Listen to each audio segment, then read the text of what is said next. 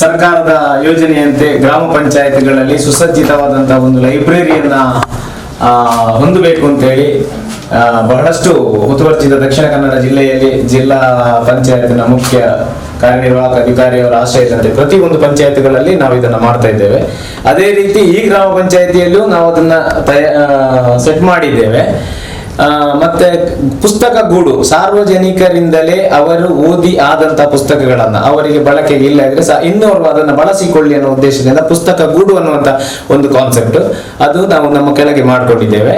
ಮತ್ತು ಶಾಲಾ ಮಕ್ಕಳುಗಳು ಸಮೇತ ಗ್ರಾಮ ಪಂಚಾಯತಿನ ಲೈಬ್ರರಿಗಳನ್ನ ಉಪಯೋಗಿಸಬೇಕು ಅಂತ ಹೇಳಿ ಓದುವ ಬೆಳಕು, ಈ 3 ಕಾರ್ಯಕ್ರಮಗಳನ್ನ ಇವತ್ತಿಗೆ ನಾವು ಉದ್ಘಾಟನೆ ಮಾಡಿ ಸಾರ್ವಜನಿಕವಾಗಿ ತೆಗೆದುಕೊಳ್ಳುವುದೆಂದು ನಿರ್ಣಯ ಮಾಡ್ಕೊಂಡಿದ್ದೇವೆ. ಆದರೆ ಅನಿವಾರ್ಯ ಕಾರಣಗಳಿಂದಾಗಿ MLC ಎಲೆಕ್ಷನ್ ಘೋಷಣೆಯಾದ ಕಾರಣ ನಮಗೆ ಸಭಾ ಕಾರ್ಯಕ್ರಮ ಅಥವಾ ಎಲ್ಲಾ ಜನಪ್ರತಿನಿಧಿಗಳನ್ನ ಕರೆದು ಮಾಡುವಂತ ಅವಕಾಶ ಇಲ್ಲ. ನಾವೀಗ ನಮ್ಮ ಮುಖ್ಯ ದಕ್ಷಿಣ ಕನ್ನಡ ಜಿಲ್ಲಾ ಮುಖ್ಯ ಗ್ರಂಥಾಲಯದ ಮುಖ್ಯ ಗ್ರಂಥಪಾಲಕಿಯಾಗಿರುವಂತಹ ಶ್ರೀಮತಿ ಗಾಯತ್ರಿ ಮೇಡಮ್ ನಮ್ಮೊಂದಿಗಿದ್ದಾರೆ. ಹಾಗೆ ನಮ್ಮ ಇದು ಮಂಗಳೂರು ಯೂನಿವರ್ಸಿಟಿಯನ್ನ ಒಳಗೊಂಡಿರುವಂತಹ ಗ್ರಾಮ ಪಂಚಾಯತ್ ಯೂನಿವರ್ಸಿಟಿಯ ಮುಖ್ಯ ಗ್ರಂಥಪಾಲಕರಾದಂತ ಪುರುಷೋತ್ತಮ ಗೌಡ ಅವರು ನಮ್ಮೊಂದಿಗಿದ್ದಾರೆ. ಸೊ ಅವರಿಬ್ಬರನ್ನು ನಾನು ಈ ಕಾರ್ಯಕ್ರಮಕ್ಕೆ ಹಾರ್ದಿಕವಾಗಿ ಸ್ವಾಗತಿಸ್ತೇನೆ. ಅದರ ಜೊತೆಗೆ ಇಲ್ಲಿ ನಮ್ಮ ಮಕ್ಕಳು, ಇಲ್ಲೇ ಇರುವಂತಹ ಶಾಲೆಯ ಮಕ್ಕಳು, ಕೊನಾಜಿ ಪದವಿ ಶಾಲೆಯ ಮಕ್ಕಳು ಇಲ್ಲಿದ್ದಾರೆ, ಸಾರ್ವಜನಿಕರು ಇಲ್ಲಿದ್ದಾರೆ. ತಮ್ಗೆಲ್ಲರಿಗೂ, ಮಾಧ್ಯಮದವರಿಗೆಲ್ಲರಿಗೂ ಹಾರ್ದಿಕ ಸ್ವಾಗತವನ್ನು ಬಯಸುತ್ತಾ ಇವತ್ತು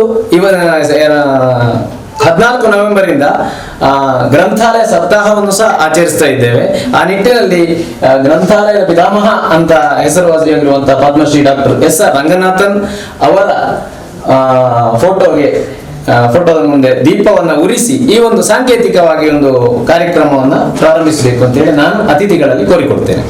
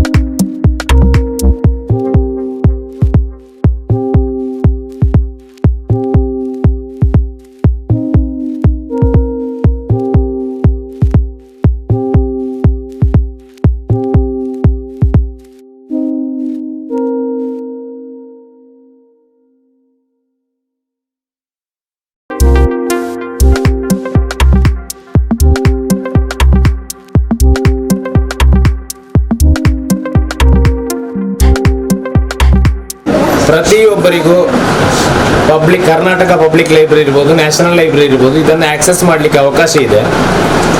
ಆನ್ಲೈನಲ್ಲಿ ಹೋಗಿ ಡಿಜಿಟಲ್ ಲೈಬ್ರರಿ ಅಂತ ನಾವು ಕ್ಲಿಕ್ ಮಾಡಿದಾಗ ಅಲ್ಲಿ ಒಂದು ಡಿಸ್ಪ್ಲೇ ಬರುತ್ತೆ. ಅದರಲ್ಲಿ ಲಾಗಿನ್ ಅನ್ನುವಂಥ ಅಥವಾ ರಿಜಿಸ್ಟರ್ ನೋಂದಣಿ ಅಂತ ಹೇಳುವಂಥ ಡಿಸ್ಪ್ಲೇ ಮುಂದುಗಡೆ ಆಪ್ಷನ್ ಬರುತ್ತೆ, ಬಲಗಡೆಯಲ್ಲಿ ಮೇಲ್ಭಾಗದಲ್ಲಿ ಬರ್ತದೆ.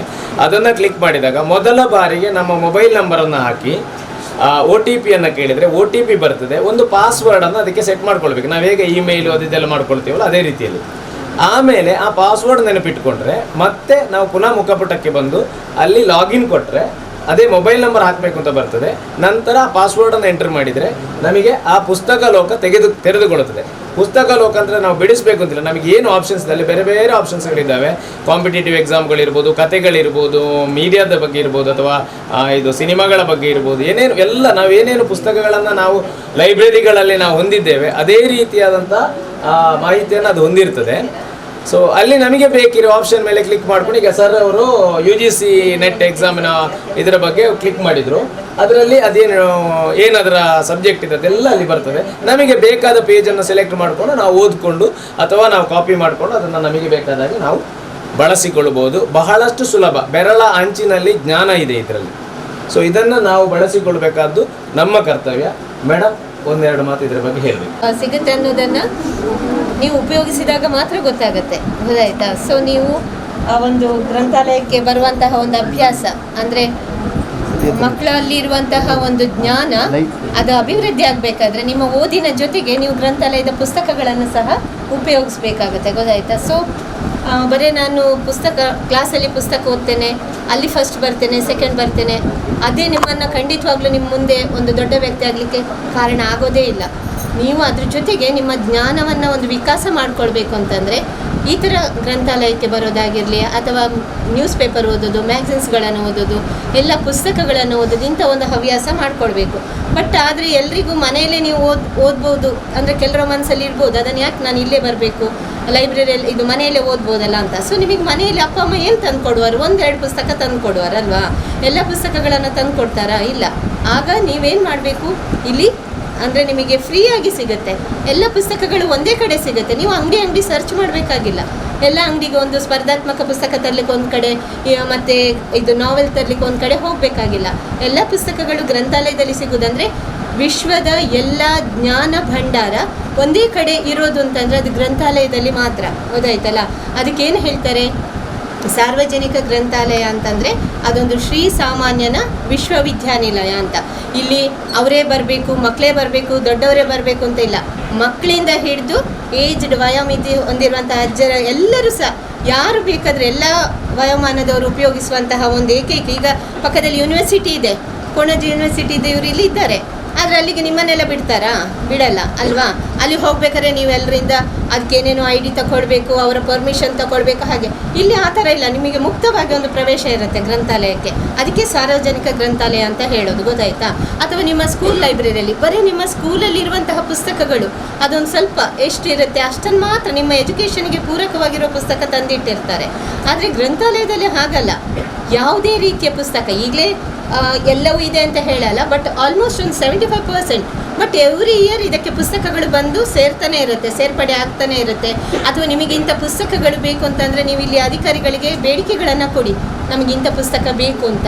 ಆದರೆ ಮುಖ್ಯವಾಗಿ ಹೇಳಿದರೆ ನಿಮ್ಮ ಒಂದು ಜ್ಞಾನದ ವೃದ್ಧಿ ಹೇಗೆ ಅಂತಂದರೆ, ಒಂದು ಈಗ ಏನು ಒಂದು ಮರ ಚಿಗುರು ಆಗಿ ಹೂವಾಗಿ ಹಣ್ಣಾಗುತ್ತೆ, ಆದರೆ ಅದಕ್ಕೆ ಎಷ್ಟು ಏನು ಅದು ಯಾವ ಋತುವಲ್ಲಿ ಆಗುತ್ತೆ ಅಲ್ವಾ? ವಸಂತ ಋತು ಬಂದಾಗ ಎಲ್ಲ ಸಮಯದಲ್ಲಿ ಇರುತ್ತಾ? ಇಲ್ಲ. ಅದೇ ಥರ ಒಂದು ಮಗು ಅವನ ಜ್ಞಾನ ವೃದ್ಧಿ ಆಗಿ ಅವನ ಎಲ್ಲ ಕನಸುಗಳು ಪೂರೈಕೆ ಆಗಬೇಕಾದ್ರೆ ಅವನೊಂದು ಹಂತಕ್ಕೆ ಬರಬೇಕು. ಆ ಹಂತಕ್ಕೆ ಬರಬೇಕಾದ್ರೆ ನೀವು ಇಂಥದ್ದೆಲ್ಲ ಸಾಧನೆ ಮಾಡಲೇಬೇಕು. ಆಗ ಮಾತ್ರ ನೀವು ಒಂದು ನಿಮ್ಮ ಏನು ಕನಸು ಕಂಡಿರ್ತೀರ ಅದೆಲ್ಲ ನೀವು ಏನು ಅದನ್ನು ನೀವು ಅದನ್ನು ನನಸು ಮಾಡಲಿಕ್ಕೆ ಸಾಧ್ಯ. ಸೊ ಅಂಥ ಒಂದು ಕನಸು ಎಲ್ಲ ಇಲ್ಲಿರುವಂತಹ ಎಲ್ಲ ಮಕ್ಕಳಲ್ಲೂ ಇರ್ಬೋದು ಅಲ್ವಾ? ಆದರೆ ನಮಗದನ್ನು ಹೇಳ್ಕೊಳ್ಳಿಕ್ಕಾಗಲ್ಲ, ಅಥವಾ ನಾನು ಅದನ್ನು ಸಾಧಿಸ್ತೇನೆ ಅನ್ನೋ ಒಂದು ಡೌಟ್ ಎಲ್ಲರಲ್ಲೂ ಇರುತ್ತೆ. ಆದರೆ ಖಂಡಿತ ನಿಮಗೆ ಎಲ್ಲದಕ್ಕಿಂತ ಮುಖ್ಯವಾಗಿ ಕಾನ್ಫಿಡೆನ್ಸ್ ಇರಬೇಕು. ಅಲ್ಲಿ ಒಂದು ಮನಸ್ಸಲ್ಲಿ ದೃಢವಾದ ಒಂದು ಸಂಕಲ್ಪ ನೀವು ಮಾಡ್ಕೊಳ್ಬೇಕು. ಇಲ್ಲ, ನಾನು ಮುಂದೆ ಒಂದು ದಿನ ಖಂಡಿತವಾಗ್ಲೂ ಯಾವುದೋ ಒಂದು ದಾರಿಯಲ್ಲಿ ಅಂದರೆ ಒಳ್ಳೆಯ ಜ್ಞಾನ ಪಡ್ಕೊಂಡು ನಾನು ಸಮಾಜದಲ್ಲಿ ಒಬ್ಬಳು ಗಣ್ಯ ವ್ಯಕ್ತಿ ಆಗೇ ಆಗ್ತೇನೆ ಅನ್ನೋ ಒಂದು ಸಂಕಲ್ಪದಿಂದ ನೀವು ಇವತ್ತಿನಿಂದಲೇ ಈ ಗ್ರಂಥಾಲಯಗಳನ್ನು ಒಂದು ಬಳಸಲಿಕ್ಕೆ ಶುರು ಮಾಡಿ. ಅದ್ರ ಜೊತೆಗೆ ಗ್ರಂಥಾಲಯ ಅಂತ ಹೇಳಿದ ತಕ್ಷಣ ಒಂದು ಗ್ರಂಥ ಅಂತಂದರೆ ಅದು ಬರೀ ಒಂದು 4 ಪೇಜ್ ಇರುವ ಪುಸ್ತಕವೇ ಆಗಿರಬೇಕಾಗಿಲ್ಲ, ಗೊತ್ತಾಯ್ತಾ? ಹಾಳೆ ಒಂದು ನಿಮ್ಮ ಪತ್ರಿಕೆ, ನಿಯತಕಾಲಿಕೆ ಆಗಿರಲಿ, ಅದೆಲ್ಲದರಲ್ಲೂ ನಿಮಗೆ ಬೇಕಾದಂತಹ ಮಾಹಿತಿ ಸಿಗುತ್ತೆ. ಒಂದು IAS KS ನೀವು ಎಕ್ಸಾಮ್ ಬರಿಬೇಕು ಅಂತಂದರೆ ನೀವು ಒಂದು 8th ಸ್ಟ್ಯಾಂಡರ್ಡಿಂದನೇ ಆ ಒಂದು ಓದುವ ಹವ್ಯಾಸ, ಈ ನಿಯತಕಾಲಿಕೆಗಳನ್ನು ಓದೋದು, ಪತ್ರಿಕೆಗಳನ್ನು ಓದೋದು, ಅಥವಾ ಏನು ಹೇಳ್ತಾರೆ ಸಾಮಾನ್ಯ ಜ್ಞಾನ, ಜನರಲ್ ನಾಲೆಜ್, ಆ ಜನರಲ್ ನಾಲೆಜ್ ನಿಮ್ಮಲ್ಲಿ ಬರಬೇಕು. ಆ ಜನರಲ್ ನಾಲೆಜ್ ಬರಬೇಕಾದ್ರೆ ಏನು ಮಾಡಬೇಕು? ನೀವು ದಿನನಿತ್ಯದ ಪತ್ರಿಕೆಗಳನ್ನು ಓದಬೇಕು. ಅದನ್ನು ಒಂದು ಹವ್ಯಾಸವಾಗಿ ಇಟ್ಕೊಳ್ಬೇಕು, ಗೊತ್ತಾಯ್ತಾ? ಮಾರ್ನಿಂಗ್ ಎವ್ರಿ ಡೇ ಇದು ಪೇಪರ್ ಓದೋದು, ಅಥವಾ ಮಾರ್ನಿಂಗ್ ಆಗಲ್ಲ ಸ್ಕೂಲಿಗೆ ಹೋಗಬೇಕು, ಅಟ್ಲೀಸ್ಟ್ ಸಂಜೆ ಆದರೂ ಸಹ ನಿಮಗೆ ಶಾಲೆಯಲ್ಲಿ ಇಡ್ತಾರೆ ಕಾಣಬೇಕು. ಮೋಸ್ಟ್ಲಿ ಒಂದು ಕೆಲವು ಸ್ಕೂಲಲ್ಲಿ ನಾನು ನೋಡಿದ್ದೇನೆ, ಪ್ರೇಯರ್ ಆದ ತಕ್ಷಣ ದಿನನಿತ್ಯದ ಪತ್ರಿಕೆಗಳಲ್ಲಿ ಬರುವಂತಹ ಮೇನ್ ಹೆಡ್ಡಿಂಗನ್ನು ಓದಿಸ್ತಾರೆ. ಆಲ್ಮೋಸ್ಟ್ ಎಲ್ಲ ಸ್ಕೂಲ್ಗಳಲ್ಲಿ ಇರ್ಬೋದು, ಗೊತ್ತಾಯ್ತು. ಸೊ ಅದೇನಕ್ಕೆ ನಿಮಗೊಂದು ನಿಮ್ಮ ನೆನಪಿಗೆ ಬರಲಿ, ಒಂದು ಜಗತ್ತಲ್ಲಿ ಅಥವಾ ದೇಶದಾದ್ಯಂತ ಏನೇನು ನಡೀತಾ ಇದೆ ಅನ್ನೋ ಒಂದು ಕಲ್ಪನೆ ನಿಮಗಿರಬೇಕು ಅನ್ನೋ ಉದ್ದೇಶಕ್ಕೋಸ್ಕರ ಈ ಪತ್ರಿಕೆಗಳನ್ನು ಓದೋದು.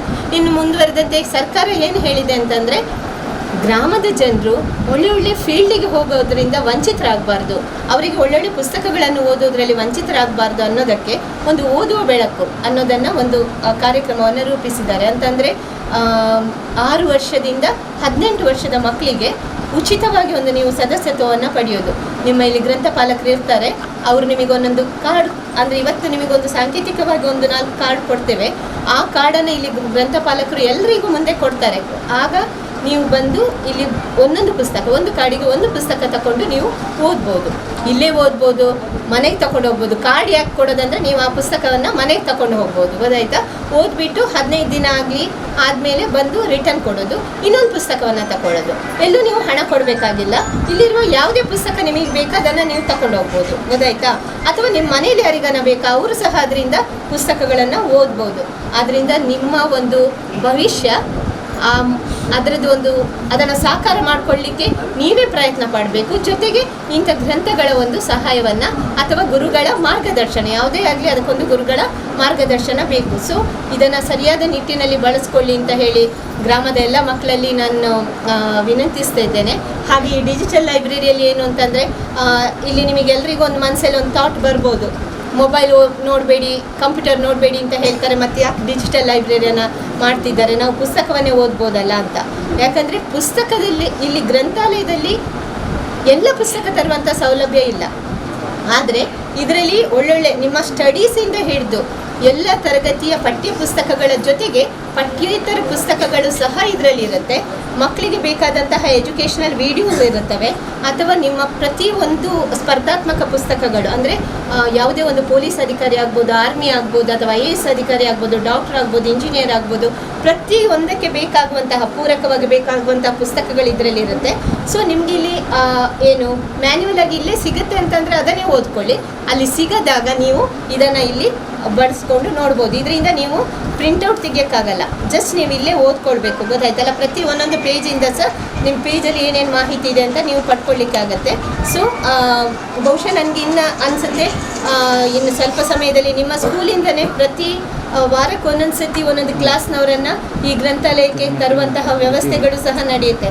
ಸೊ ಇದು ಏನು ನಿಮ್ಮ ಓದುವುದರ ಜೊತೆಗೆ ಗ್ರಂಥಾಲಯ ಒಂದು ಮಕ್ಕಳ ಸ್ನೇಹಿಯಾಗಿ ಗ್ರಂಥಾಲಯ ಅಂತ, ಅಂದರೆ ಮಕ್ಕಳಿಗೆ ಹೇಗೆ ಅವರಲ್ಲಿ ಒಂದು ಓದುವ ಹವ್ಯಾಸವನ್ನು ಬೆಳೆಸಬೇಕು ಅನ್ನೋದಕ್ಕೆ ಈ ಗ್ರಂಥಾಲಯಗಳು ನಿಮ್ಮ ಜೊತೆಗೆ ಸದಾ ಸಹಕಾರಿಯಾಗಿ ನಿಲ್ಲುತ್ತೆ ಅಂತ ಹೇಳ್ತಾ ಈ ಒಂದು ಅವಕಾಶಕ್ಕಾಗಿ ಧನ್ಯವಾದ.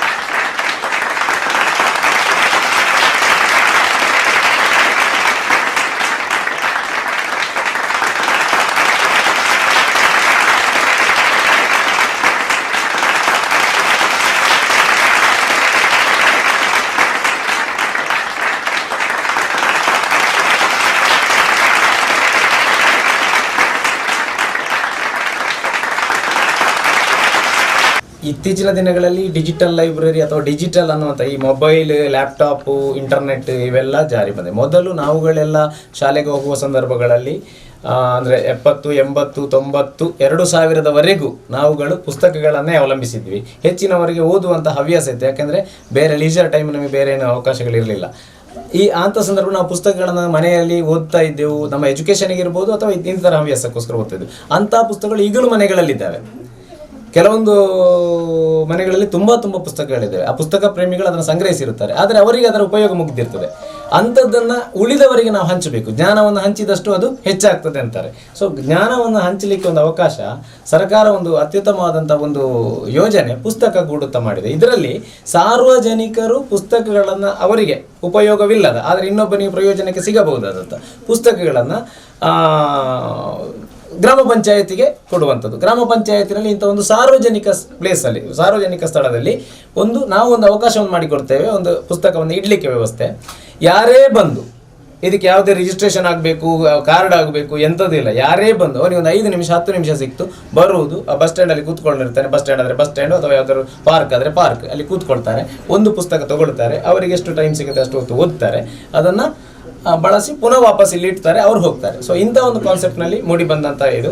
ಈ ಕಾರ್ಯಕ್ರಮವನ್ನು ಉದ್ಘಾಟಿಸಿರುತ್ತಾರೆ ನಮ್ಮ ಯೂನಿವರ್ಸಿಟಿಯ ಮುಖ್ಯ ಗ್ರಂಥಪಾಲಕರಾಗಿರುವಂಥ ಪುರುಷೋತ್ತಮ ಗೌಡ ಅವರು ನಮ್ಮನ್ನು ಉದ್ದೇಶಿಸಿ ಎರಡು ಮಾತಾಡಬೇಕು ಅಂತ ಕೋರಿಕೊಳ್ಳಿ. ದಿನದಿಂದ ದಿನಕ್ಕೆ ಮಕ್ಕಳಿಂದ ಹಿಡಿದು ಹಿರಿಯರವರೆಗೆ ಓದುವ ಹವ್ಯಾಸ ಕಡಿಮೆ ಆಗ್ತದೆ. ಅದನ್ನೊಂದು ಹೆಚ್ಚಿಸುವ ಘನೋದ್ದೇಶದಿಂದ ಸರ್ಕಾರಗಳು ಇಂಥ ಒಂದು ಹೊಸ ಹೊಸ ಕಾರ್ಯಕ್ರಮಗಳನ್ನು ನಿರೂಪಿಸಿ ಸಾರ್ವಜನಿಕರನ್ನು ಎಸ್ಪೆಷಲಿ ವಿದ್ಯಾರ್ಥಿಗಳನ್ನು ಈ ಕಾರ್ಯಕ್ರಮಕ್ಕೆ, ಈ ಸಾರ್ವಜನಿಕ ಗ್ರಂಥಾಲಯಕ್ಕೆ ಆಕರ್ಷಿಸುವ ಒಂದು ಪ್ರಾಮಾಣಿಕ ಪ್ರಯತ್ನ ಮಾಡ್ತಾಯಿದೆ. ಈಗ ಪ್ರತಿಯೊಂದು ಬುಕ್ಕು ಒಬ್ಬರು ಪರ್ಚೇಸ್ ಮಾಡಿ ಓದಲಿಕ್ಕೆ ಸಾಧ್ಯ ಇಲ್ಲ. ಕೆಲವರು ಹೊಸ ಹೊಸ ಅಡಿಗೆಗಳು ಅಥವಾ ಔಷಧ ಸಸ್ಯಗಳು, ಹೀಗೆ ನೂರಾರು ಕಾನ್ಸೆಪ್ಟ್ಗಳಿವೆ. ಈಗ ಕಾಂಪಿಟೇಟಿವ್ ಎಕ್ಸಾಮಿನೇಷನ್ ಇರ್ಬೋದು, ಅವರ ಸಬ್ಜೆಕ್ಟಿಗೆ ಸಂಬಂಧಪಟ್ಟಂತಿರ್ಬೋದು, ಪರಿಸರಕ್ಕೆ ಸಂಬಂಧಪಟ್ಟಂತಿರುವಂಥದ್ದು. ಈ ಸಾರ್ವಜನಿಕ ಗ್ರಂಥಾಲಯದಲ್ಲಿ ಎಲ್ಲ ಪುಸ್ತಕಗಳನ್ನು ಸಂಗ್ರಹಿಸಿರ್ತಾರೆ. ಈಗ ಇತ್ತೀಚಿನ ದಿನಗಳಲ್ಲಿ ಡಿಜಿಟಲ್ ಲೈಬ್ರರಿ ಎಂಬ ಹೊಸ ಕಾನ್ಸೆಪ್ಟ್ ಸ್ಟಾರ್ಟ್ ಆಗಿದೆ. ಅದರಲ್ಲಿ ಏನಂದರೆ, ಈ ಪ್ರಪಂಚದಲ್ಲಿ ಯಾವುದೆಲ್ಲ ಡಿಜಿಟಲ್ ರೂಪಾಂತರದಲ್ಲಿ ದೊರೆಯುತ್ತದೆ ಅದನ್ನೆಲ್ಲ ಡೌನ್ಲೋಡ್ ಮಾಡಿ ಅದನ್ನು ಸಾರ್ವಜನಿಕರಿಗೆ ದೊರೆಯುವಂತೆ ಅವಕಾಶ ಮಾಡಿರ್ತಾರೆ. ಈಗ ನಾವು ಇದನ್ನು ಈ ಆನ್ಲೈನ್ ಅಥವಾ ಕಂಪ್ಯೂಟರ್, ಮೊಬೈಲಿನ ನೆಗೆಟಿವ್ ಬಗ್ಗೆನೇ ಮಾತಾಡ್ತೇವೆ. ಆದರೆ ಅದರಲ್ಲಿ ಒಂದು ಮೋರ್ ದೆನ್ 80% ಪಾಸಿಟಿವ್ ಇದೆ. ಯಾಕೆಂದರೆ ಈಗ ಅದರಲ್ಲಿ ನಿಮಗೆ ಓದಲಿಕ್ಕೆ ಸಾಧ್ಯ ಇಲ್ಲದಷ್ಟು ಇನ್ಫಾರ್ಮೇಷನ್ ಡೌನ್ಲೋಡ್ ಮಾಡ್ಬೋದು ಅಥವಾ ಡಿಜಿಟಲ್ ಲೈಬ್ರರಿಯಲ್ಲಿ ಅವೈಲೇಬಿಲಿಟಿ ಇದೆ. ಆದರೆ ನಿಮ್ಮ ಹತ್ರ ಸಮಯ ಒಂದು ಕಲ್ಪಿಸುವ ಒಂದು ಮನಸ್ಸು ಬೇಕು. ಅದರಿಂದಾಗಿ ನೀವು ಅದರಲ್ಲಿ ಯಾವ ಇನ್ಫಾರ್ಮೇಷನ್ ಬೇಕರೆ ಡೌನ್ಲೋಡ್ ಮಾಡ್ಬೋದು, ಅಥವಾ ನೀವು ಪ್ರಿಂಟೌಟ್ ಬೇಕರೆ ತೆಗೆಯಲಿಕ್ಕೆ PDF ಡೌನ್ಲೋಡ್ ಮಾಡಿ ತೆಗೆಯುವ ಅವಕಾಶ ಇದೆ. ನಿಮಗೆ ಅದನ್ನು ಪ್ರಿಂಟಲ್ಲೇ ಓದಬೇಕು ಅಂತ ಹೇಳಿದರೆ ಅದಕ್ಕೂ ಅವಕಾಶ ಇದೆ. ಆದ ಕಾರಣ ನಿಮ್ಮ ಫಿಂಗರ್ ಟಿಪ್ಸ್ ಅಂದರೆ ನಿಮ್ಮ ಬೆರಳ ತುದಿಯಲ್ಲಿ ಇನ್ಫಾರ್ಮೇಷನ್ ಅಂತ ಹೇಳುವಂಥ ಯುಗದಲ್ಲಿ ನಾವಿದ್ದೇವೆ. ಹಾಗಾಗಿ ನೀವು ಅದನ್ನೆಲ್ಲ ಪರಿಣಾಮಕಾರಿಯಾಗಿ ನಿಮ್ಮ ಮೊಬೈಲ್ ಮುಖಾಂತರ ಇರ್ಬೋದು ಅಥವಾ ಕಂಪ್ಯೂಟರ್ ಮುಖಾಂತರ ಇರ್ಬೋದು, ಇಂಟರ್ನೆಟ್ಟನ್ನು ಯೂಸ್ ಮಾಡಿ ನೀವು ಅದನ್ನು ಬಳಸಿದಲ್ಲಿ ನಿಮ್ಮ ಸರ್ವತೋಮುಖ ಏಳಿಗೆಗೆ ಅದು ಪೂರಕವಾಗ್ತದೆ. ನೀವು ಯಾವುದೇ ಮೊದಲು IAS, KS ಯಾವುದೇ ಕಾಂಪಿಟೇಟಿವ್ ಎಕ್ಸಾಮಿನೇಷನ್ ಬರೆಯೋದು ಕೂಡ ಅದರಲ್ಲಿ ತುಂಬ ಎಕ್ಸ್ಪೆನ್ಸಿವ್ ಬುಕ್ಸ್ ಇದೆ. ನಮ್ಮಲ್ಲಿ ನೀವು ಯೂನಿವರ್ಸಿಟಿ ಗ್ರಂಥಾಲಯಕ್ಕೆ ನಾವು ಯಾರನ್ನೂ ರಿಸ್ಟ್ರಿಕ್ಷನ್ ಮಾಡೋದಿಲ್ಲ. 1 ದಿವಸಕ್ಕೆ 2 ದಿವಸಕ್ಕೆ ಬಂದು ನೋಡೋದಕ್ಕೆ ಯಾರಿಗೂ ನಾವು ರಿಸ್ಟ್ರಿಕ್ಷನ್ ಇಲ್ಲ. ಆದರೆ ನೀವು ಕಂಟಿನ್ಯೂಸ್ ಯೂಸ್ ಮಾಡಬೇಕಂದ್ರೆ ನಾವು ಮೆಂಬರ್ಶಿಪ್ ಮಾಡಬೇಕು, ಅದು ನಾವು ಮಾಡ್ತೇವೆ. ಯಾಕಂದರೆ ನಮ್ಮದು ಪಬ್ಲಿಕ್ ಲೈಬ್ರರಿ ಅಲ್ಲ, ನಮ್ಮದೇ ಆದ ಕೆಲವು ಕನ್ಸ್ಟೆಂಟ್ಸ್ ಪ್ರಾಬ್ಲಮ್ಗಳಿವೆ. ನಾವು ಸ್ಟಾಫ್ ಮ್ಯಾನೇಜ್ ಮಾಡಬೇಕು, ಸ್ಟೂಡೆಂಟ್ಸಿಗೆ ಬುಕ್ ಇಶ್ಯೂ ಮಾಡಬೇಕು, ಅದನ್ನು ಪ್ರೊಸೆಸ್ ಮಾಡಬೇಕು. ಅದಕ್ಕಾಗಿ ನಾವು ಸಾರ್ವಜನಿಕವಾಗಿ ತೆರೆದಿಲ್ಲ. ಆದರೆ ನಾವು ಯಾರನ್ನೇ ಬರೋದು ಬೇಡ ಅಂತ ಹೇಳೋದಿಲ್ಲ. ಸಾರ್ವಜನಿಕರು ಬರ್ಬೋದು, ವಿದ್ಯಾರ್ಥಿಗಳು ಬರ್ಬೋದು, ಒಂದು ವಿಸಿಟ್ ಮಾಡಿ ನಮ್ಮಲ್ಲಿ ಏನೆಲ್ಲ ಇದೆ ಅಂತ ನೋಡೋದಕ್ಕೆ ಏನು ತೊಂದರೆ ಇಲ್ಲ. ಆದರೆ ಅಲ್ಲಿ ಅದರ ನೀವು ಕಾಸ್ಟ್ ಬೇಕಿದ್ರೆ ನೋಡಿ, ಅದರ ಎಷ್ಟಿದೆ, 500, 1000. ಕೆಲವು ಫಾರಿನ್ ಬುಕ್ಸ್ ಎಲ್ಲ 1000, 5000, 10,000, ಈವನ್ 25,000ವರೆಗಿದೆ. ಅದು ನೀವು ಇಂಡಿವಿಜುವಲ್ ಆಗಿ ಮತ್ತು ಈ ರೂರಲ್ ಏರಿಯಾದಲ್ಲಿರುವ ಹೆಚ್ಚಿನ ಮಕ್ಕಳುಗಳು ಒಂದು ಬಿಲೋ ಪವರ್ಟಿ ಲೈನಲ್ಲಿ ಮಾಡುವವರೇ ಜಾಸ್ತಿ ಇರ್ತಾರೆ. ಈಗ ಈ ಸ್ಕೂಲ್ಗಳಿಗೆಲ್ಲ ಹೋಗುವವರು ಹೆಚ್ಚಿನವರೆಲ್ಲ ಅವರೇ ಇರ್ತಾರೆ. ಅವರಿಗೆ ಅದನ್ನು ಪರ್ಚೇಸ್ ಮಾಡಲಿಕ್ಕೆ ಅವಕಾಶ ಇಲ್ಲ ಅಂತ ಇದು ನಮ್ಮ ಲೈಬ್ರರಿ ಇದೆ. ಅದು ಡಿಜಿಟಲ್ ಲೈಬ್ರರಿ, ಅದೆಲ್ಲ ಅವೈಲೇಬಿಲಿಟಿ ಇದೆ. ನೀವು ಯಾವುದೇ ಎಕ್ಸಾಮಿನೇಷನ್ ಪ್ರಿಪೇರ್ ಮಾಡೋದಿದ್ರು ಕೂಡ ನೀವು ಅದನ್ನು ಯೂಸ್ ಮಾಡಿ, ನೀವು ಯಾವುದೇ ಅವಕಾಶ ವಂಚಿತರಾದವರಿಗೆ ಕೂಡ ಅವರ ಜೊತೆ ನೀವು ಅದನ್ನು ತಿಳ್ಕೊಳ್ಬೇಕಾಗಿಲ್ಲ. ಎಲ್ಲ ಬೆಸ್ಟ್ ಫೆಸಿಲಿಟಿ ಇರುವವರ ಜೊತೆಗೆ ನೀವು ನಿಮ್ಮ ಸಮಯವನ್ನು ಉಪಯೋಗ ಮಾಡಿದರೆ ನೀವು ಅವರೊಟ್ಟಿಗೆ ಕಾಂಪೀಟ್ ಮಾಡಿ ಯಾವುದೇ ಕಾಂಪಿಟೇಟಿವ್ ಎಕ್ಸಾಮಿನೇಷನ್ ನೀವು ಪಾಸ್ ಮಾಡುವ ಅವಕಾಶ ನಿಮ್ಮಲ್ಲಿದೆ. ಹಾಗಾಗಿ ಇಷ್ಟು ಹೇಳಿ ನಮ್ಮ ಈ ಒಂದು ಅವಕಾಶ ಕಲ್ಪಿಸಲಿಕ್ಕೆ ನಮ್ಮ PDO ಮತ್ತು ಪಂಚಾಯತ್ ಎಲ್ಲರಿಗೂ ವಂದಿಸಿ ನನ್ನ ಮಾತನ್ನು ಮುಗಿಸ್ತೇನೆ. ಒಂದು ತರಂಗ ಸುಧಾ ಮನೆಯಲ್ಲಿ ಯಾರು ಓದಿ ಎಕ್ಸ್ಟ್ರಾ ಆಗಿರುತ್ತೆ ಅಥವಾ ನಿಮ್ಮಲ್ಲಿ ಸಹ ಪುಸ್ತಕ ಇದೆ, ಅದು ಓದಿ ಆಗಿರುತ್ತೆ, ಆಯ್ತಾ? ಆ ಪುಸ್ತಕಗಳನ್ನು ನೀವು ತಗೊಂಡು ಬಂದು ಇಲ್ಲಿ ಇಟ್ಟು ಬಿಡ್ಬೋದು. ನೀವು ಓದಲಿಕ್ಕೆ ಇಲ್ಲಿ ಬರಬೇಕು ಅಂತ ಹೇಳಲ್ಲ. ನಿಮ್ಮಲ್ಲಿರೋ ಪುಸ್ತಕಗಳನ್ನು ತಂದಿಡೋದಕ್ಕೆ ಆದರೂ ಇಲ್ಲಿ ಬರ್ಬೋದು. ಯಾಕಂದರೆ ನಿಮಗೆ ಅದು ಜಾಸ್ತಿ ಆಗಿರ್ಬೋದು, ಬಟ್ ಇನ್ನೊಬ್ರಿಗೆ ಅದು ಯೂಸ್ ಆಗುತ್ತೆ. ಸೊ ನಿಮ್ಮ ಮನೆಯಲ್ಲಿರುವಂತಹ ಒಂದೊಂದು ಪುಸ್ತಕಗಳನ್ನು ನೀವು ತಂದ್ರು ಈ ರ್ಯಾಕ್ ಫುಲ್ ಆಗುತ್ತೆ, ಹೌದಾ? ಅದು ಎಷ್ಟೋ ಜನರಿಗೆ ಉಪಯೋಗ ಆಗುತ್ತೆ. ತರಂಗ ಸುಧಾಗಳು ಸಹ ಅಷ್ಟೇ, ನೀವು ಅದನ್ನು ಓದೋದನ್ನು ಅಲ್ಲಿ ಓದಿ ಆಗಿರುತ್ತೆ, ಅದನ್ನು ತಂದಿಲ್ಲೇ ಇಡ್ಬೋದು. ಒಟ್ಟಾರೆ ಏನು ಅಂತಂದ್ರೆ ಆ ಒಂದು ಪುಸ್ತಕ ಹರಿದು ಹಾಳಾಗಿ ವೇಸ್ಟ್ ಆಗಬಾರ್ದು, ಅಥವಾ ಅದು ಯಾರಿಗೋ ಒಂದು ಜ್ಞಾನ ಹಂಚಲಿಕ್ಕೋಸ್ಕರ, ಗೊತ್ತಾಯ್ತಲ್ಲ? ಅಥವಾ ಅದು ನಿಮ್ಮ ಕಾನ್ಸೆಪ್ಟ್ ಆದ್ರೆ ಇಲ್ಲಿ ಬಂದು ಕೂತ್ಕೊಂಡು ಸಮಯ ವ್ಯರ್ಥ ಮಾಡೋದಕ್ಕಿಂತ ಆ ವ್ಯರ್ಥದ ಹೊತ್ತಲ್ಲಿ ಗ್ರಂಥಗಳನ್ನ ಓದ್ಬೋದು ಅನ್ನೋದೊಂದಷ್ಟೇ. ಈ ಪುಸ್ತಕ ಬೋರ್ಡ್ ಅಂತಂದ್ರೆ 2 ಅದರಲ್ಲಿ ಮೇನ್ ಧ್ಯೇಯ ಇದೆ. ಏನು ಅಂತಂದ್ರೆ, ಒಂದು ಮನೆಯಲ್ಲಿ ಹರಿದು ಹಾಳಾಗಿ ವೇಸ್ಟ್ ಆಗುವಂತ ಪುಸ್ತಕಗಳನ್ನ ಅಥವಾ ನೀವು ಇದಕ್ಕೆ ಕೊಡ್ಬೋದು, ಗುಜರಿಗೆ ಕೊಡ್ಬೋದು, ಆ ಒಂದಲ್ಲಿ ಜ್ಞಾನ ಹೋಯ್ತು ಅಲ್ವಾ? ಅದನ್ನ ತಕೊಂಡ್ ಬಂದು ನೀವು ಇಲ್ಲಿ ಇಟ್ಟರೆ ಅದು ಇನ್ನೂ 4 ಜನರಿಗೆ ಉಪಯೋಗ ಆಗುತ್ತೆ ಅನ್ನೋದು ಒಂದು. ಇನ್ನೊಂದೇನು ಅಂತಂದ್ರೆ ಈ ಕಾಲಹರಣ ಮಾಡ್ತಾರೆ. ಇಲ್ಲಿ ಕೂತ್ಕೊಂಡು ಈಗ ಬಸ್ ಸ್ಟ್ಯಾಂಡ್ ಅಲ್ಲಿ ಅಂದ್ರೆ ನಾವು ಎಷ್ಟೋ ಬಸ್ ಬರೋ ತನಕ ಕಾಯ್ತಾ ಇರ್ಬೇಕು. ಒಂದೊಂದ್ಸತಿ ಬಸ್ ಬರೋದು ಎಲ್ಲ ಬ್ಲಾಕ್ ಇದ್ರೆ ಬಸ್ ಲೇಟ್ ಆಗುತ್ತೆ. ಆಗ ಇಲ್ಲಿ ಕೂತ್ಕೊಂಡು ಸುಮ್ಮನೆ ವ್ಯರ್ಥ ಮಾಡುವ ಹೊತ್ತಿಗೆ ಆ ಸಮಯವನ್ನ ಒಂದು ಸರಿಯಾದ ರೀತಿಯಲ್ಲಿ ಉಪಯೋಗಿಸ್ಕೊಂಡು ಗ್ರಂಥ ಓದಿ ಅಂತ ಇದೆರಡು ಉದ್ದೇಶ ಪುಸ್ತಕ ಗೂಡಾದ್ರೆ. ಯಾಕಂತಂದ್ರೆ ನೀವು ಸರಿಯಾಗಿ ತಿಳ್ಕೊಂಡು ನೀವು 4 ಜನರಿಗೆ ಹೇಳಿ, ಗೊತ್ತಾಯ್ತಾ, ಏನು ಈ ತರ ಅಂತ. ಇಂಥದ್ದು ಇದು ಒಂದೇ ಅಲ್ಲ, ನಿಮ್ಮ ಕೊಣಜೆ ಗ್ರಾಮದಲ್ಲಿ ಇಂಥದ್ದು ಇನ್ನೂ ಎಷ್ಟೊಂದು ಮಾಡ್ಬೋದು. ಇನ್ನು ಮುಂದೆ ಅಲ್ಲಲ್ಲಿ ಇಂಥದನ್ನ ಮಾಡುವಂತ ಸಾಧ್ಯತೆ ಇದೆ. ಸೊ ಅದರ ಮಾಹಿತಿಯನ್ನ ಫಸ್ಟ್ ನೀವು ತಿಳ್ಕೊಂಡು ಎಲ್ಲರಿಗೆ ಹೇಳಿ, ನೀವು ಸಹಕಾರ ಕೊಡಿ. ಆಗ ಪಂಚಾಯಿತಿಯಲ್ಲಿ ಒಂದು ಗ್ರಂಥ ಅಥವಾ ಜ್ಞಾನಕ್ಕೆ ಇನ್ನು ಜಾಸ್ತಿ ಒಂದು ಪ್ರಚಾರ ಸಿಗ್ಬೋದು, ಗೊತ್ತಾಯ್ತಾ. ಸೊ ಅದನ್ನ ಎಲ್ಲ ವಿದ್ಯಾರ್ಥಿಗಳಾಗಿ ನೀವು ತಿಳ್ಕೊಂಡು ನಿಮ್ಮ ಮನೆಯಲ್ಲಿರುವ ಒಂದೊಂದು ಪುಸ್ತಕ ತನ್ನಿ, ಅದನ್ನ ಇಲ್ಲಿ ಇಡಿ. ಅವಾಗ ನಿಮಗೆ ಅದೇ ಖುಷಿ ಇರುತ್ತೆ. ನಾನು ಪುಸ್ತಕ ಅದೊಂದು ಹವ್ಯಾಸ ಆಗಿ ಹೋಗುತ್ತೆ. ಎಲ್ಲೋ ಪುಸ್ತಕ ಓದಿದ್ದು ಎಲ್ಲೋ ಕಂಡ್ರು ಅದನ್ನ ವೇಸ್ಟ್ ಮಾಡೋದು ಬೇಡ, ಇಲ್ಲಿ ತಂದು ಇಡೋಣ ಅಂತ. ಸೊ ಅಂತ ಒಂದು ಅಭ್ಯಾಸಗಳನ್ನ ಎಲ್ಲರೂ ರೂಢಿಸ್ಕೊಳ್ಳಿ. ಪುರುಷೋತ್ತಮಗೌಡ, ಪ್ರೊಫೆಸರ್ ಪುರುಷೋತ್ತಮಗೌಡ ಹಾಗೂ ನಮ್ಮ ಮುಖ್ಯ ಗ್ರಂಥಪಾಲಕಿಯಾಗಿರುವಂತಹ ಗಾಯತ್ರಿ ಮೇಡಮ್ ಅವರು ಹೇಳಿದ್ದಾರೆ. ನಿಮಗೆ ನಮ್ಮೆಲ್ಲರ ಪರವಾಗಿ ವಂದನೆಗಳು. ಹಾಗೆ ಸಾರ್ವಜನಿಕರು ತಮ್ಮ ಮನೆಗಳಲ್ಲಿ ಇದ್ದರೆ ಆ ಪುಸ್ತಕಗಳನ್ನು ದಯವಿಟ್ಟು ಪಂಚಾಯತಿಗೆ ತಂದುಕೊಡಿ. ನಾವಿಲ್ಲಿ ಸಾರ್ವಜನಿಕವಾಗಿ ಅದನ್ನು ಹೇಳಿದ್ದೇವೆ, ಅದನ್ನು ಸಾರ್ವಜನಿಕರು ಉಪಯೋಗಿಸಿಕೊಳ್ಬೇಕು ಅನ್ನೋದೇ ನಮ್ಮ ಆಶಯ.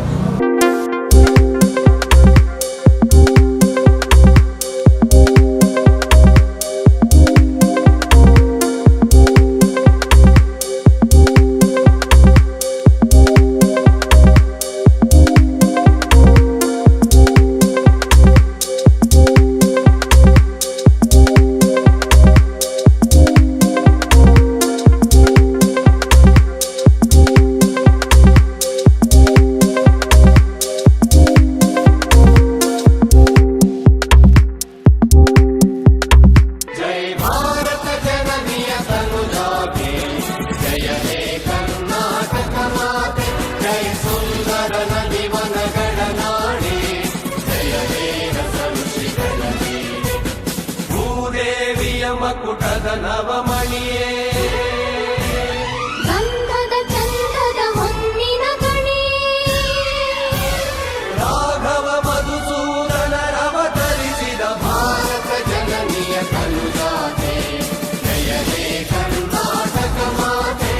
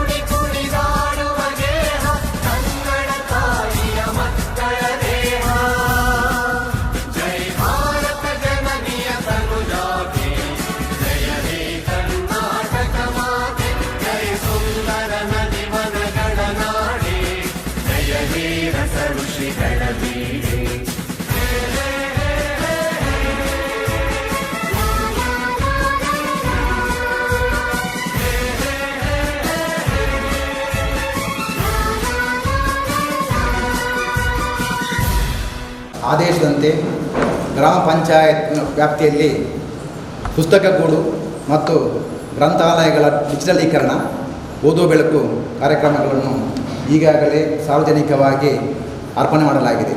ಅದೇ ರೀತಿ ತನ್ನ ಕಾರ್ಯಕ್ರಮವನ್ನು ಇಲ್ಲಿ ಆಯೋಜಿಸಲಾಗಿದೆ. ಈ ಕಾರ್ಯಕ್ರಮಕ್ಕೆ ಗ್ರಾಮ ಪಂಚಾಯತಿನ ಪಂಚಾಯತ್ ಅಭಿವೃದ್ಧಿ ಅಧಿಕಾರಂಥ ಶ್ರೀಯುತ ವಿಶ್ವನಾಥ ಬೈಲಮೂಲೆಯವರು ನಮ್ಮ ಜೊತೆ ಇದ್ದಾರೆ. ಇವರನ್ನು ನಮ್ಮ ನಿಮ್ಮೆಲ್ಲರ ಪರವಾಗಿ ಹಾರ್ದಿಕವಾಗಿ ಸ್ವಾಗತಿಸುತ್ತಿದ್ದೇನೆ. ಈ ಕಾರ್ಯಕ್ರಮದ ಅಧ್ಯಕ್ಷ ಸ್ಥಾನವನ್ನು ತಾವು ವಹಿಸಿಕೊಳ್ಳಬೇಕಾಗಿ ಎಲ್ಲರ ಪರವಾಗಿ ಕೇಳಿಕೊಳ್ತಿದ್ದೇನೆ.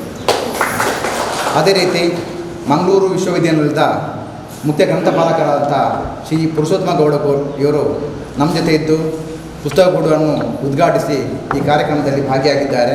ಇವರನ್ನು ಕೂಡ ಆಧಾರದಿಂದ ನಮ್ಮ ನಿಮ್ಮೆಲ್ಲರ ಪರವಾಗಿ ಸ್ವಾಗತಿಸುತ್ತಿದ್ದೇವೆ.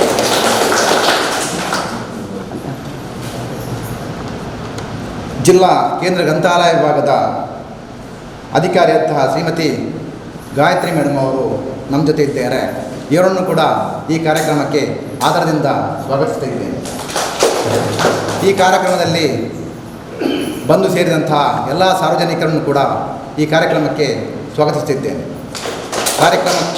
ಕಾರ್ಯಕ್ರಮಕ್ಕೆ ಶಾಲಾ ಮಕ್ಕಳು ನಮ್ಮ ಜೊತೆ ಇದ್ದಾರೆ ಹಾಗೂ ಪತ್ರಿಕಾ ಮಾಧ್ಯಮದ ಪ್ರತಿನಿಧಿಗಳು ಕೂಡ ನಮ್ಮ ಜೊತೆ ಇದ್ದಾರೆ. ಇವರನ್ನೆಲ್ಲರನ್ನು ಕೂಡ ಆಧಾರದಿಂದ ಸ್ವಾಗತಿಸುತ್ತಾ ಕಾರ್ಯಕ್ರಮಕ್ಕೆ ಚಾಲನೆ ನೀಡಬೇಕಾಗಿ ಮಾನ್ಯ ಪಿ.ಡಿ. ಅವರಲ್ಲಿ ವಿನಂತಿಸುತ್ತಿದ್ದೇನೆ. ಓದುವ ಬೆಳಕು, ಪುಸ್ತಕಗೂಡು ಇವು ಮತ್ತು ಗ್ರಾಮ ಪಂಚಾಯತ್ ಗ್ರಂಥಾಲಯವನ್ನು ಡಿಜಿಟಲೀಕರಣಗೊಂಡಂಥ ಈ ಕಾರ್ಯಕ್ರಮವನ್ನು ನಾವು ಇವತ್ತು ಸಾರ್ವಜನಿಕರಿಗೆ ಬಿಡುಗಡೆ ಅಥವಾ ಸಾರ್ವಜನಿಕರಿಗೆ ಪ್ರವೇಶ ಮುಕ್ತಗೊಳಿಸಿದ್ದೇವೆ. ಪ್ರತಿಯೊಬ್ಬರು ಇದರ ಪ್ರಯೋಜನವನ್ನು ಪಡ್ಕೊಳ್ಬೇಕು. ಅದೇ ರೀತಿ ಗ್ರಾಮ ಪಂಚಾಯತ್ ವ್ಯಾಪ್ತಿಯ ಸಾರ್ವಜನಿಕರಿಗೆ ಪ್ರಯೋಜನವಾಗಲಿದೆ ನಮ್ಮ ಟ್ಯಾಕ್ಸ್ ಅಥವಾ ನಮ್ಮ ನೀರಿನ ತೆರಿಗೆ ಕರ ವಸೂಲಿ ಮಾಡುವಂಥ ಒಂದು ತಂತ್ರಜ್ಞಾನವನ್ನು ಸಹ ನಾವು ಸ್ವಾದಮ್ ಅನ್ನುವಂಥ ತಂತ್ರಜ್ಞಾನವನ್ನು ಅಳವಡಿಸಿಕೊಂಡಿದ್ದೇವೆ. ಇದು ಪಾರದರ್ಶಕವಾಗಿರ್ತದೆ. ಅವರು ಆ ಪ್ರತಿ ಮನೆಗೆ ನಮಗೆ ನೀರಿನ ಸಂಪರ್ಕವನ್ನು ಕೊಟ್ಟಿರ್ತೇವೆ. ಅವರಿಂದ ಒಂದಿಷ್ಟು ಶುಲ್ಕವನ್ನು ನಾವು ವಸೂಲಿ ಮಾಡ್ತಾ ಇದ್ದೇವೆ.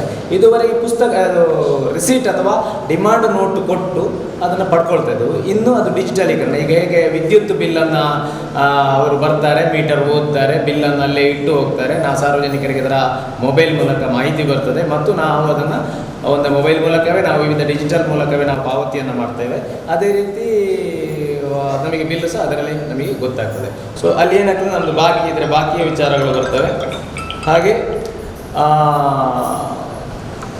ಬಾಕಿ ಇರುವಂಥ ವಿವರಗಳು ಅದರಲ್ಲಿ ಸಿಗ್ತದೆ ಮತ್ತು ಪಾವತಿ ಮಾಡಿದಂಥ ವಿವರಗಳು ಅವರಿಗೆ ಮೊಬೈಲ್ ಮೂಲಕ ಬರ್ತದೆ. ಸೊ ಇಂಥ ಒಂದು ಸ್ವಾದಮ್ ಅನ್ನುವಂಥ ಒಂದು ತಂತ್ರಜ್ಞಾನವನ್ನು ನಾವಿಲ್ಲಿ ಒಂದು ಸಾರ್ವಜನಿಕರಿಗೆ ಅರ್ಪಿಸಲಿದ್ದೇವೆ. ಇದು ಏನಂತಂದರೆ, ನಾವು ಮೊದಲು ಸಾರ್ವಜನಿಕ ನಮ್ಮ ಬಿಲ್ ಕಲೆಕ್ಟರ್ಗಳು ಮನೆಗೆ ಹೋದಾಗ ಮನೆಗೆ ಬಾಗಿಲು ಹಾಕಿದರೆ ಅಲ್ಲಿ ಬಿಲ್ಲನ್ನು ಇಟ್ಟು ಬರಲಿಕ್ಕೂ ಆಗ್ತಾ ಇರಲಿಲ್ಲ. ಆಮೇಲೆ ಕೆಲವೊಮ್ಮೆ ಕಂಪ್ಲೇಂಟ್ಸ್ ಬರ್ತಾ ಇತ್ತು, ನೀವು ನಮಗೆ ಬಿಲ್ಲು ಕೊಟ್ಟಿಲ್ಲ ಅಂತ. ಕೆಲವೊಮ್ಮೆ ಡಿಮಾಂಡ್ ನಿಮ್ಮ ಹಿಂದಿನ ಬಾಕಿ ಇಷ್ಟಿದೆ ಅಂತ ಹೇಳುವಾಗ ಅವರು ಹೇಳಿದ ಮೇಲೆ ನಾವು ಪುಸ್ತಕಗಳನ್ನು ಕರೆಕ್ಷನ್ ನೋಡಿ ಹೌದಾ ಅಲ್ವಾ ಅಂತ ಒಂದು ವೇಳೆ ಅವ್ರ ಕಂಪ್ಲೇಂಟ್ ಇದ್ದರೆ ನಮಗೆ ಅದೊಂದು ಸಮಸ್ಯೆಗಳಿತ್ತು. ಈಗ ಇದು ಗೊತ್ತಾಗ್ತದೆ. ಯಾಕಂದರೆ ಒಂದು ಬಿಲ್ ಕೊಡುವಾಗ ಹಿಂದಿನ ಬಾಕಿ ಎಷ್ಟು ಅಂತ ಪ್ರತಿ ತಿಂಗಳ ಬಿಲ್ಲುಗಳನ್ನು ಮನೆಗಳಲ್ಲಿ ನಾವು ಕೊಟ್ಟು ಅವ್ರ ಮನೆಯವರೇ ಇರಬೇಕು ಅಂತಿಲ್ಲ, ಯಾರಿದ್ದರೂ ಅಲ್ಲಿ ಮಕ್ಕಳಲ್ಲಿ ಸಹ ಕೊಟ್ಟು ಬರುವಂಥ ಒಂದು ಒಳ್ಳೆಯ ವ್ಯವಸ್ಥೆ. ಇದನ್ನು ಸಾರ್ವಜನಿಕರು ಸಹ ಸದುಪಯೋಗಪಡಿಸಬೇಕು. ಮುಖ್ಯವಾಗಿ ಮಕ್ಕಳು ಮನೆಗಳಲ್ಲಿ ಇದರ ಬಗ್ಗೆ ಹೇಳಬೇಕು. ಹಾಗೇನಾಗ್ತದೆ ಸರ್, ನಾವೀಗ ಏನಂದರೆ ಮುಂದೆ ಹೋಗ್ತಾ ಇದ್ದೇವೆ. ಈಗೆಲ್ಲ ಹಳೆಯ ಪದ್ಧತಿಗಳನ್ನು ಬದಲು ಡಿಜಿಟಲೀಕರಣವನ್ನು ಎಲ್ಲ ಕಡೆಗಳಲ್ಲೂ ಅನ್ವಯಿಸ್ತಾ ಇದ್ದೇವೆ. ಸೊ ಇದು ಒಂದು ಒಳ್ಳೆಯ ವ್ಯವಸ್ಥೆ. ಅದೇ ರೀತಿ ಪಾವತಿಯನ್ನು ಸಹ ನಾವು ಗೂಗಲ್ ಪೇಯ ಮೂಲಕ ಈಗ ಗ್ರಾಮ ಪಂಚಾಯತಿನ ನೀರಿನ ಕರ ಇರ್ಬೋದು ಅಥವಾ ಕಟ್ಟಡ ತೆರಿಗೆಗಳಿರ್ಬೋದು, ಇವುಗಳನ್ನು ಡಿಜಿಟಲ್ ಮೂಲಕ ಪಾವತಿಸುವ ವ್ಯವಸ್ಥೆ ಅಂತ ನಾವು ಅನುಷ್ಠಾನಕ್ಕೆ ತರ್ತಾ ಇದ್ದೇವೆ. ಸೊ ಇದು ಸ್ಕ್ಯಾನ್ ಮಾಡಿ, ಆ ಮೀಟರ್ ರೀಡಿಂಗಲ್ಲಿ ಸ್ಕ್ಯಾನ್ ಮಾಡಿ ಪಾವತಿ ಮಾಡಲಿಕ್ಕೆ ಅವಕಾಶ ನಮ್ಮಲ್ಲಿ ಇದೆ. ಸೊ ಇದನ್ನು ಉದ್ಘಾಟಿಸಬೇಕಂತ ಇಬ್ಬರು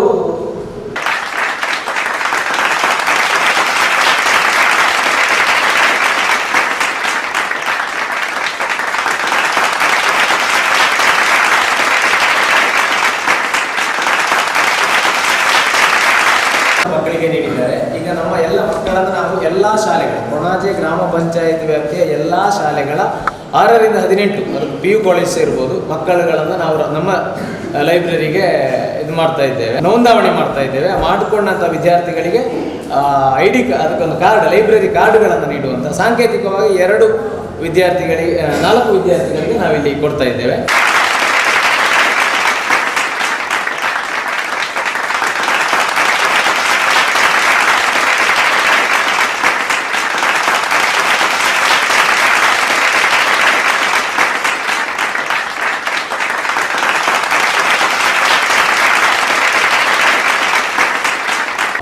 ಪ್ರತಿಯೊಂದು ಚಟುವಟಿಕೆಗಳಲ್ಲಿ ಸಂಪೂರ್ಣವಾದಂಥ ಮಾರ್ಗದರ್ಶನ, ಯಾಕಂದರೆ ಅವರೇ ಇವತ್ತು ಮಾರ್ಗದರ್ಶನ ಮಾಡ್ತಾ ಇರುವಂಥದ್ದು. ಅವರ ಮಾರ್ಗದರ್ಶನದಡಿಯಲ್ಲಿ ನಾವು ಇವತ್ತು ಕೊಣಾಜೆ ಗ್ರಾಮ ಪಂಚಾಯತನ್ನು ಡಿಜಿಟಲೀಕರಣಗೊಳಿಸಿದ್ದೇವೆ, ಪುಸ್ತಕ ಗೂಡನ್ನು ಮಾಡಿದ್ದೇವೆ, ಹಾಗೆ ಓದುವ ಬೆಳಕು ಕಾರ್ಯಕ್ರಮಕ್ಕೂ ಚಾಲನೆಯನ್ನು ಕೊಟ್ಟಿದ್ದೇವೆ.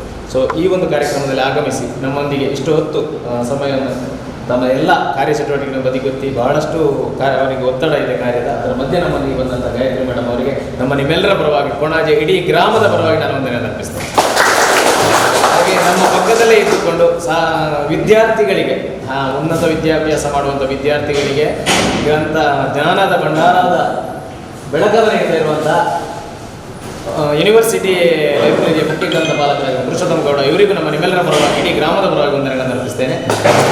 ಈ ಒಂದು ಕಾರ್ಯಕ್ರಮದಲ್ಲಿ ಭಾಗವಹಿಸಿದಂಥ ಎಲ್ಲ ಶಾಲಾ ಮಕ್ಕಳುಗಳಿಗೆ, ಸಾರ್ವಜನಿಕರಿಗೆ ಹಾಗೂ ಎಲ್ಲ ಸಿಬ್ಬಂದಿ ವರ್ಗದವರಿಗೆ ನಾನು ಧನ್ಯವಾದಗಳನ್ನು ಅರ್ಪಿಸ್ತೇನೆ.